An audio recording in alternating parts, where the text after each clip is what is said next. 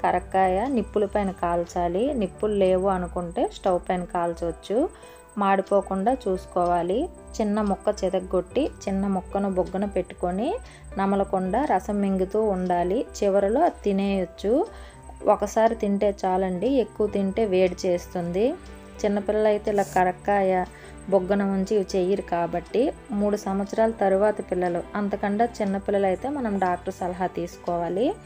ఇలా కరక్కాయ పొడి మనం చేసుకొని, లేకపోతే దొరుకుతుంది, కొంచెం ఒక స్పూన్ నీటిలో కరక్కాయ పొడిని వేసి ఆ పొడిని పిల్లలతో తాగించేస్తే దగ్గు తగ్గుతుంది.